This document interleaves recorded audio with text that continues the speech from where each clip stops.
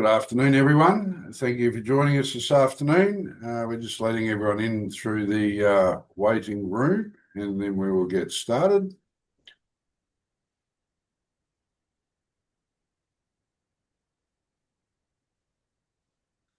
So, smaller group today, but we've got everyone from Tasmania all the way to the north right up the north of Queensland. So, great spread. Crystal's got a fly going. All right. Well, good afternoon, everyone. Thank you for joining us for our webinar this month. Before I get stuck into the detail of that, one thing I did want to highlight is that we won't be having a webinar next month. Our seminar series is underway from the 21st of August. And we'll put up in the chat in just a moment the links to the webinar to the seminar series in Queensland, New South Wales, and Victoria. So please, I'd love you to come and join us. Unfortunately, we don't have one in Tasmania yet, but if you're in town, you're welcome to come join in from somewhere else. But welcome, yes. But please come and join us at the seminars next month. Some of them are breakfast, some are lunches. We've got some afternoon teas going on. So come and join us. We've put together a great presentation. In Queensland, we've also got QBCC coming to speak. I know that construction is still a significant issue in the insolvency space, and it'll be great to have QBCC come along and give their perspective on where things are at and what's going on. So for those in Queensland, it'll be an event well worth getting along to. If it's just to hear QBCC's thoughts, but I promise you we've got a pretty good presentation as well. So come and join us for that. We'll have a month off from the webinar, so that we and as I say, it starts on the 21st of August, I believe. So please come and join us for that. Now. Usual rules apply to our webinar. Please feel free to jump in with some questions or comments. I'm more than happy to be interrupted either by putting a comment in the chat group or unmuting yourself and just speaking over the top of me. And happy to discuss anything that might pop up. If you've got a current situation without names or identifying marks, I'm more than happy to chat about live presentations as we go. Otherwise, I'll work through our bits and pieces. So today, I was going to focus a little bit on what options are available. Now, we've all, at different times, I've spoken about all the different options, but I think it's quite reasonable to think that in the next 12 months, we're going to see a lot of businesses, so a lot of your clients are going to be working through quite a lot of struggles and quite a lot of battles to ensure that they survive the next 12 months. So I think between the cost of doing business, cost of living, the interest rates, and I think the coin they're terming at the moment is the geopolitical landscape that we're all in. There's no doubt that businesses are in for a rough ride over the next 12 to 18 months. What that means is us as advisors, and particularly those in the accounting, bookkeeping, and turnaround space, are going to be working with clients trying to find a way of surviving. You're going to be looking at margins, sales, your cost of good margins, your sales margin. How do you get your sales up? How do you reduce your expenses? Right sizing your staff for what the business is all about. We're going to be doing a lot of that type of work at the moment. And because of that, understanding more in more detail what options are available, or at least knowing enough to go, hey, we should look at this, is really what I wanted to do is just cover off on a few of those things today. In Australia, we still have this mentality that insolvency is the last resort. Now, the truth of the matter is that insolvency isn't the last resort. Insolvency can be and should be considered as a tool to be used for businesses to move their way forward. So we'll talk through what that may look like. So the one, I guess, to start with is around the small business restructurers. That's the most popular one that's being talked about at the moment. And it's certainly been designed to help small businesses try and find a way forward and try and find a way to manage a situation that they have in front of them. I will say, however, that even though it's a really popular one, it's being used badly, a lot more than I would like to admit. More people are going into it just because it says small business, and because of this poor use of it, we're now finding that the ATO is making it very difficult for a lot of businesses to actually use the small business restructure. There are a lot of unwritten preconditions that now need to be considered when we look at an SBR.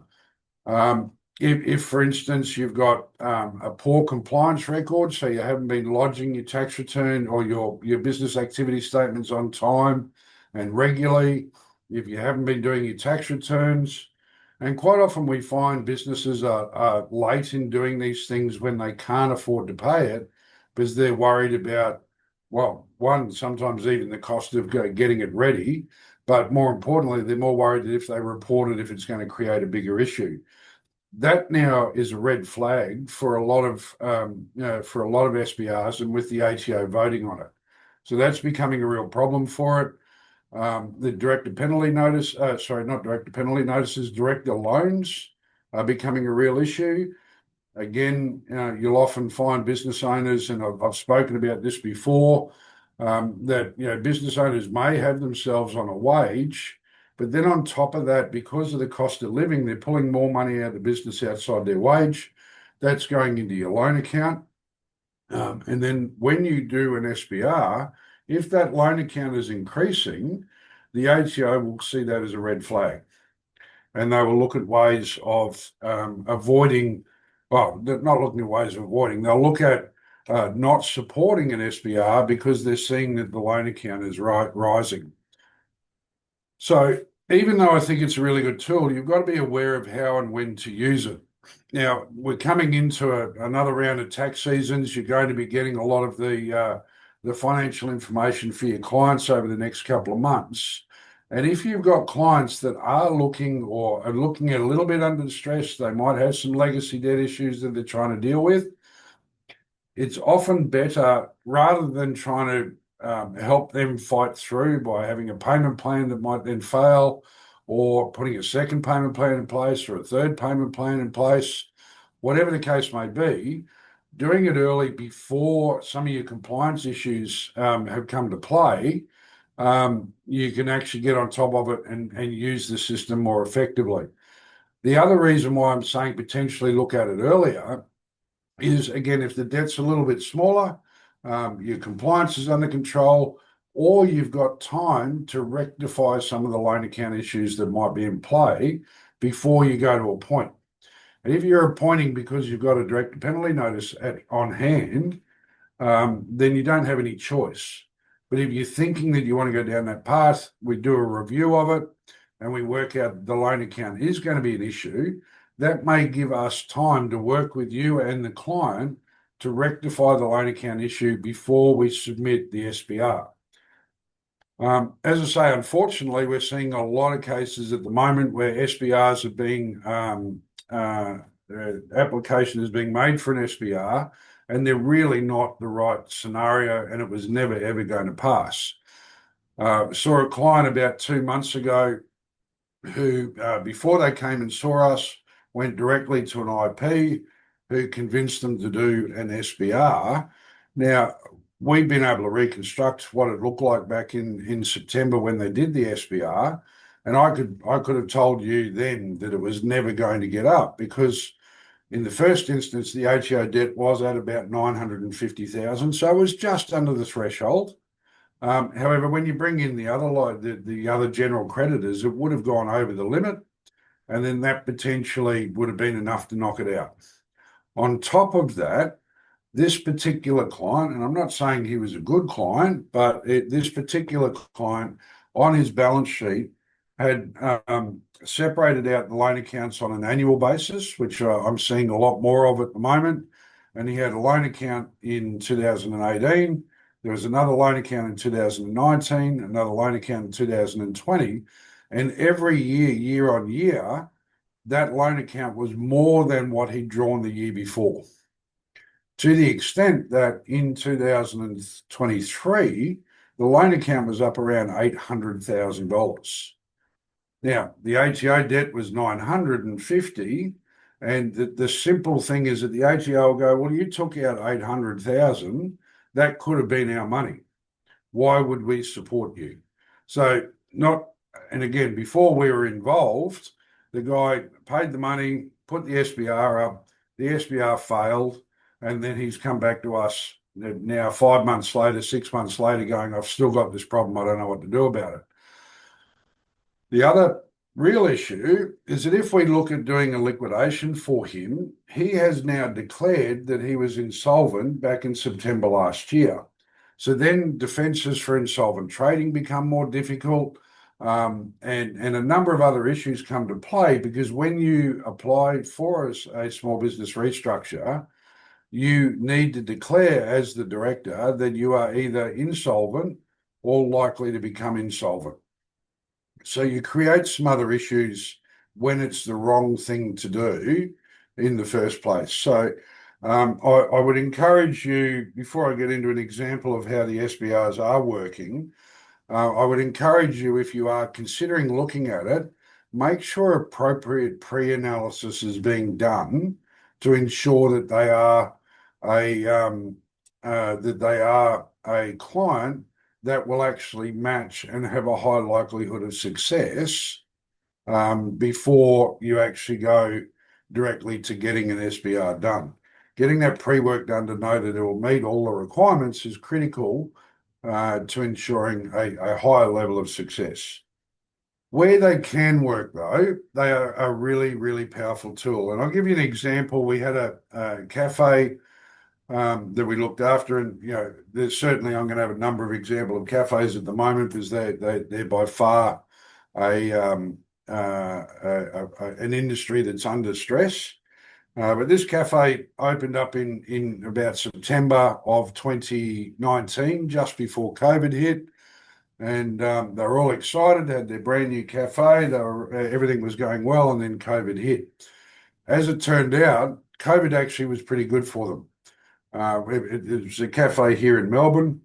The lockdown meant that everyone had to stay at home, and we all had our 5K radiuses. And for those of you who are in Melbourne, you would know that one of the biggest things that happened was that we all were allowed to go for our walk within our 5K radius. So if your coffee, you'd walk to your coffee, get your coffee, and then walk home. So local cafes actually did extremely well through that period. So much so that they actually expanded the business a little bit and took on some extra space and built up their staff and product lines and all the rest of it. Coming out of that, now that we're in this cost of living phase issues, the last 2 years have been pretty tough for them. And over that 2 years, they recognised it reasonably well and quickly cut down their staff. They actually subleased out some of the area that they took over, and were doing everything they could to minimise the impact of the drop in gross sales. It did, however, leave them with a smallish tax debt of around 200,000 that they were dealing with. And then when they came to see us, they'd been doing all of their lodgements on time, which meant that their compliance history was good. They'd only entered into one payment plan that they were really struggling with, which was why they came to us, because they were concerned about what would happen if they failed that. And they'd been very smart in not increasing money drawn from the business. In fact, they'd actually put some money in, so we didn't have any loan account issues. So we recommended an SBR we were able to offer 25 cents in the dollar, which was accepted. That was probably the last piece of the puzzle to right-size the business for the new market. So they're going to end up paying about 50,000 of the $200,000 ATO bill, and that's done on a payment plan that will work for them. But when we're doing this turnaround work, often that one piece of the puzzle, which is really hard to manage, is the legacy debt or the ATO debt that we're needing to deal with. So by doing the SBR, where they'd right-sized everything else, they'd right-sized their staffing, they'd right-sized the size of the business they needed, they got control of some of their costs. The one piece of the puzzle that they couldn't fix was the ATO debt. So by using the SBR, it pretty much rounded out what needed to be done in fixing the business or turning around the business to be able to meet the current market and be profitable in the current market. And that's what I really wanting to try and highlight today is that using insolvency for the right reason while you're in this restructure and this turnaround mode and this protection mode is really should be something seen as a positive source of solutions rather than anything else. Now, a question that we get quite regularly, particularly in the small business market, is can you do an SBR for a sole trader or a partnership? The SBR is specifically one of its requirements is that you must be a company. So the short answer is no, you can't do an SBR. However, under the personal insolvency legislation and the Bankruptcy Act, there is some options available for sole traders and partnerships that can use the insolvency for their same method. So one of those is what they call a Part 10 agreement. And effectively, that is the same thing where you put yourself under administrative control of a trustee and you make an offer to your creditors of cents in the dollar. It can be 100 cents in the dollar, by the way, but a cents in the dollar offer to your creditors. If they accept that, then you make those payments and you can continue trading the business as a sole trader or a partnership. So even though it's not an SBR, the concepts and a lot of the modeling and how you do it is very similar. There obviously it is at a personal level, so there's more of a credit mark and risk that we need to manage at the personal level. And if the director has got a home in their own name or something like that, then that comes into play when we're looking at a Part 10 compared to just purely a corporate solution. I give you when we talk about sole traders, I think anyone who's ever listened to me knows that I'm not a fan of any business being in a sole trader or a partnership structure, and that there should be a need. You should be looking at moving it to a corporate structure as quickly as you can. Again, please do that right. Make sure there's appropriate sale agreements in place and all the rest of it. I will give you an example, though, of where we had a client that came to us, it was about 12 months ago now. They were a florist in a regional town. They were operating as a partnership. Mum and dad were running the business. They'd bought into it because their daughter was a florist. And so it was a family business that they were running. Things got a bit tight. ATO debt got a little bit out of hand. And it took them a while. It took them a while to be willing to recognise that they had a problem at all. By the time we got involved, they already had bankruptcy notices issued by the ATO against them. And we looked at the option of doing a Part 10 to do an agreement to get control of the debt and then move them forward through that process. The problem was because they'd let it get out of hand and because their compliance had been really poor, we were very concerned that putting up an offer would not be accepted if we did. So having recognised that it was going to be a really tough battle, we wanted to make sure that we had a backup plan. We looked at the plan of actually just allowing them to, or putting them into bankruptcy in a controlled method. Now, when you do that, when you put someone into bankruptcy who's got a trading business, the trustee then takes control of running that business. So what we were able to do is work with the trustee to be ready to buy the business off them So the daughter set up a company, and then when the bankruptcy occurred, we entered into a license agreement. So day one, we could continue to trade the business through the license agreement while we came to agreement for the purchase price of the business. We've then entered into a payment plan with the trustee to buy that business on the back of the lease agreement. And the daughter is now running that business, and mum and dad are employed in that business as they are both bankrupt. So there are, and it's given it now that we've dealt with the tax debt, there's no doubt it's a bit more drastic having to go through bankruptcy, but if that's the structure, that's the structure.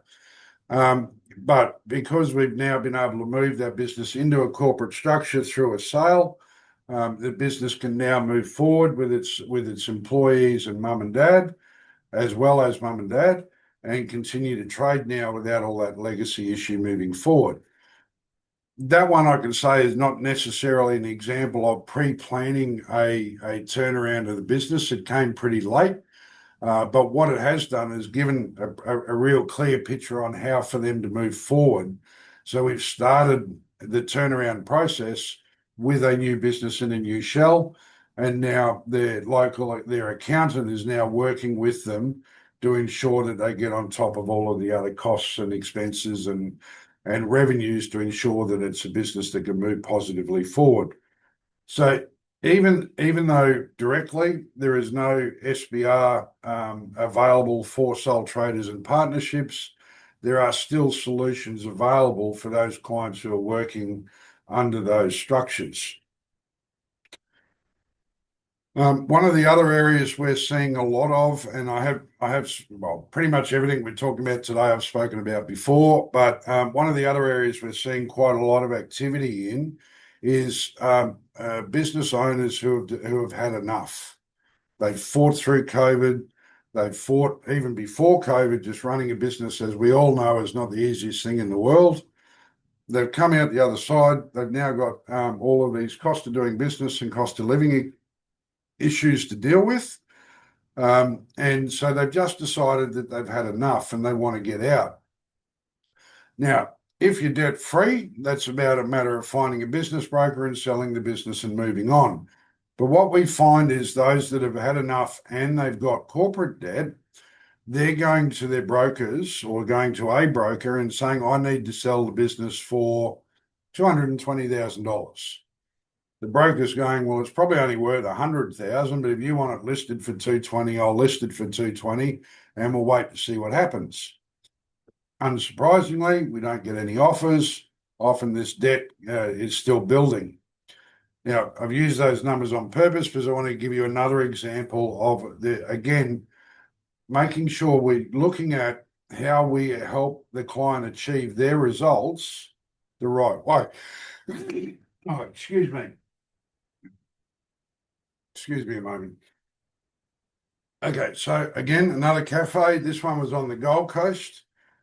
Business was doing really well. Was doing okay. It was a good cafe, making some reasonable money, but not enough to cover all the costs and expenses. The owners of that business had also were starting to get tired of being in a bricks and mortar cafe, and they were actually quite interested in moving into the food van or the food truck industry. Now, I've been quite staggered as I've learned about the food truck industry, how big that is, and it's not just at the occasional festival. But anyway, that's a story for another day. But they bought this van within the cafe within their cafe business, within the cafe shell, but had now decided that they wanted to get out. They had built up debt in the cafe of about $220,000. 35 of that was super. There was some outstanding rent to the landlord, and the rest of it was PAYG and GST. When they came and spoke to us, their goal was that they wanted to keep the food van, but they wanted to sell the cafe and move forward. Now, they were never going to sell the cafe for $220,000, which was the number that they needed to cover all their debt. The broker had said that they could probably get a sale at about 110. So we worked with them firstly to instigate a sale of the food van to get it out of the company that they were trading in. So there was refinance the food truck into a brand new entity and get that truck out for market value. Once the truck was out, while the truck was being moved, the cafe was put on the market for 110, and they got a buyer pretty quickly actually for that 110,000. Went through the due diligence, all the rest of it, and settled on that sale. Now, when you've still got a company that's got 220 grand's worth of debt, and you've got 110 in the bank, those numbers don't match. What we were able to do though is ensure that the super was paid. And so being a priority creditor, they can be paid in advance. The rent needed to be paid so that we could get the lease transferred. And then we left some of the remaining money in there for the directors to keep taking a wage while they were doing a lot of this cleanup and sorting out stuff. Sorted out a couple of smaller creditors, but most of their suppliers were pretty much on cash anyway. And then we put the company into liquidation a couple of months later. That then dealt with the rest of the debt. Now, they'd been very compliant. They'd paid all their tax. They'd lodged everything on time. But unfortunately, they just couldn't pay it. So by selling down the business, the brand name continued on. They got some money for it, which helped them deal with some of the debts in the business. And then the rest of it was caught up in the liquidation. And now they're living a good life running around in their food van, running their business that way. So again, now they came to us because they'd said to their accountant, we're tired of running the cafe, but we don't know how to get out. Now you're going to have that conversation in this next 12 months with someone, if not multiple people.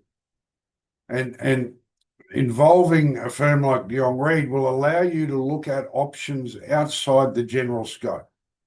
We all know that we can sell a business and we pay down the debt, but what happens when those two numbers don't match? There are ways to address it and deal with it to allow that to move forward. So again, this is just an example of how we can use insolvency to help our clients achieve their goals. So the controlled exit is something that we actually do probably in the last 3 or 4 years. It's certainly become a bigger part of our package. It staggers me that in the last 12 months, we've actually been involved in the sale of 4 cafes. And I think, the fact that they're coming to us means that they've got debt, they weren't profitable, but these things are still selling. There's a lot of businesses that'll still sell, but there's always someone who thinks that they can do it better and they just need to start. But if the better is not the full amount that someone wants, there's still a way to manage our way through that. And that's really what I'm trying to highlight and discuss here today, is looking at these options. If we move on to the next part of that, I guess, is that for those business owners that want to stay in business, but an SBR isn't necessarily going to be the answer. One, it may be because their debt's too big. 2, their compliance history may not be quite as strong as we'd need it to be. But something that we talk about at Jonge all the time is looking at what a pre-pack is and how you can move use a pre-pack to restart a business life cycle.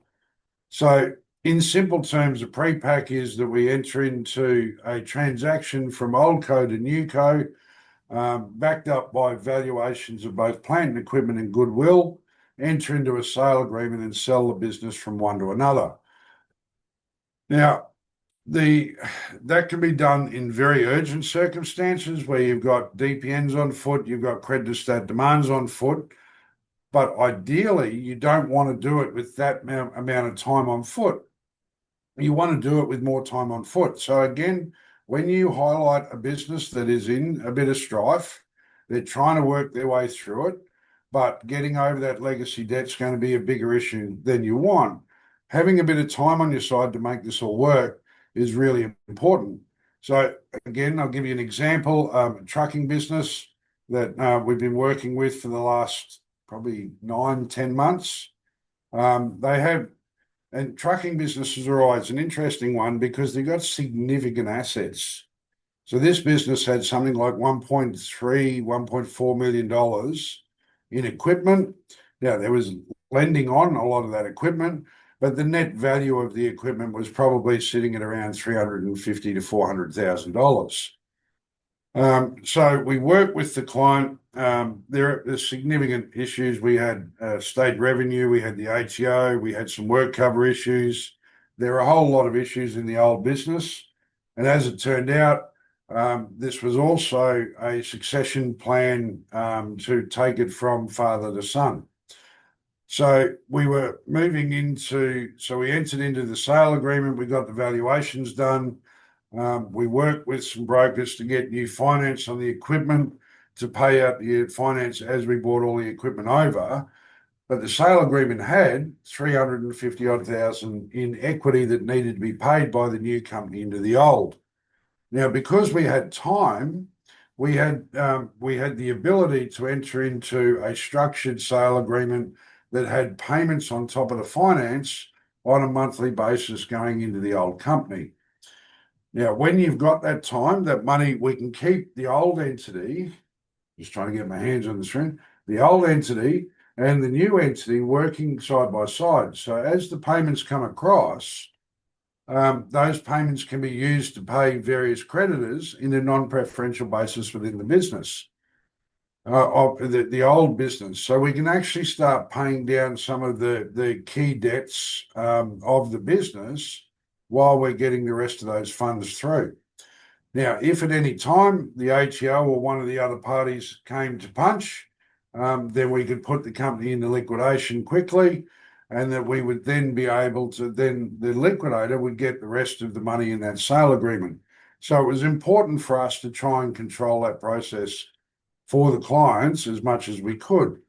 And again, having that early knowledge of that, hey, this is a path that we might need to go down, and structuring that early allowed the son to take over the business, change a few things in the business as he turned it around and made it more profitable, because it obviously had some issues under dad.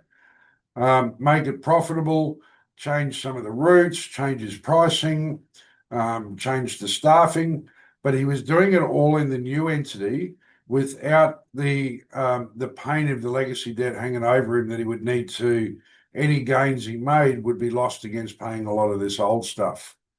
So while insolvency is still in Australia frowned on to a certain extent, they are tools under both the Bankruptcy Act and the Corporations Act.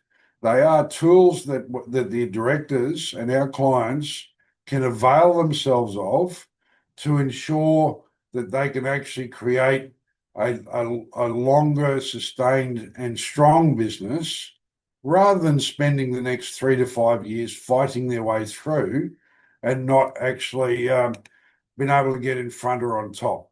At the end of the day, all of our clients generally love what they do in their business. They're often better at doing it than they are at running a business, but we need to give them the opportunity to do that the best way they possibly can and be profitable at the same time. So that was, it's going to be a relatively short webinar compared to other days today, but that's really what I wanted to cover, is just some examples of how we can change our mindset a little bit, how we can use all this sort of stuff while we're working with our clients to help them get through the next 12 to 18 months, which I don't think there's anyone that would be listening or anyone who's in the business world knows that it thinks anything apart from this is going to be a tough 12 to 18 months. If it's a tough 12 to 18 months and you're holding on to all this legacy, that just makes it even harder.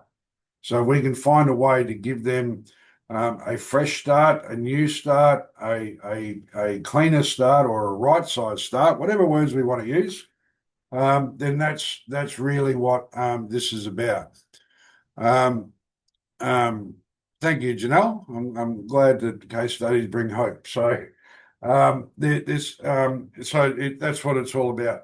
One thing I'll wrap up with. So a lot of you I do know are working with clients in this turnaround phase at the moment. They're coming to you as their trusted advisor, going, "How do I make more money? How do I cut my expenses?" When you're talking and working with a client like that, I want you to also think about, does that client need safe harbor protection? Now, what I mean by that is that going back, it have to be nearly 15 years now, they brought in legislation called the safe harbor provisions. What these provisions entitle a director to have is a level of protection while they're working through turnaround.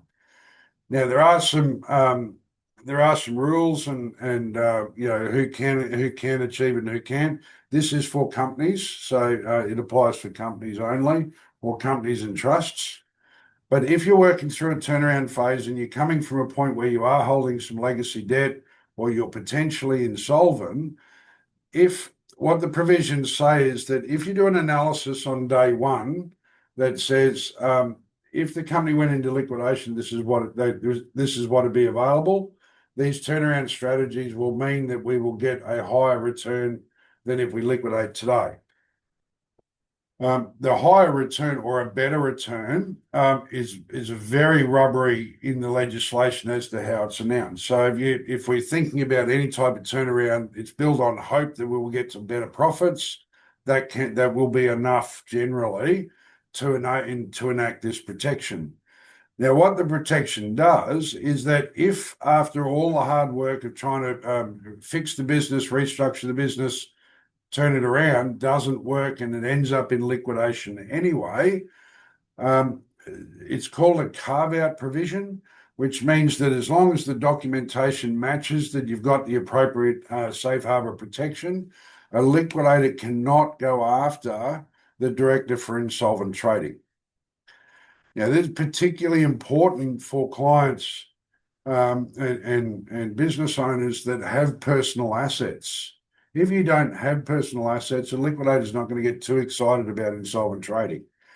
But if you are in a business that has helped the director create personal wealth, or they had personal wealth and then started the business, you want to protect that while you're trying to turn around the business.